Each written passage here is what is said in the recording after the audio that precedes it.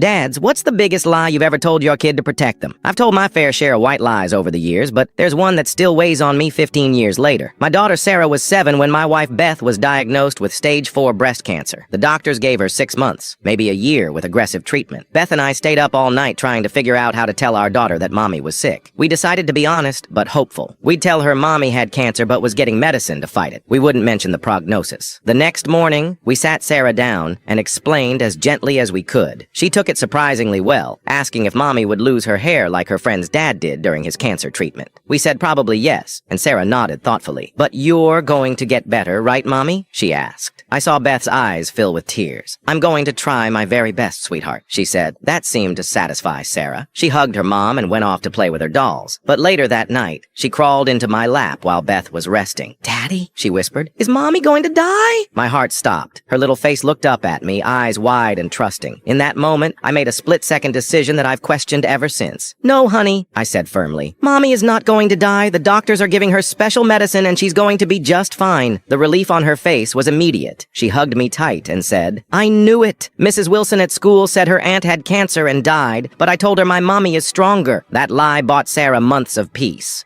Beth fought hard through chemo, radiation, experimental treatments. She lost her hair, dropped 40 pounds, but still managed to attend Sarah's school play and help with homework when she had good days. 8 months after diagnosis, Beth took a turn for the worse. The cancer had spread to her brain. She was confused, sometimes not recognizing even me. The doctors said it was time for hospice. I still hadn't told Sarah the truth. Every time I tried, the words caught in my throat. How do you tell your child that you lied? That mommy is dying after all? One night, Beth had a moment of clarity. She squeezed my hand and whispered, "You need to tell her, John. She needs time to say goodbye." I nodded, tears streaming down my face. "Tomorrow," I promised. But that night, Sarah crept into our bedroom and climbed onto the hospital bed we'd set up for Beth. I pretended to be asleep, watching through half-closed eyes as my daughter curled up next to her mom. "I know you're really sick, Mommy," she whispered. "Daddy says you're not going to die, but I heard him crying in the bathroom. It's okay if you need to go to heaven. I'll take care of Daddy." My heart shattered. She knew. Somehow she'd known all along. Beth died 3 days later. After the funeral, Sarah and I sat on the porch swing, both emotionally exhausted. "I'm sorry I lied to you," I finally said. "About Mom getting better." Sarah leaned against me. "That's okay, Daddy. I knew you were just trying to protect me. And maybe you weren't really lying. Maybe you just really, really wanted it to be true." That's the thing about the lies we tell our children. Sometimes they see right through them, but they understand the love behind them anyway. 15 years later, Sarah's in college studying oncology. She wants to help find a cure for cancer.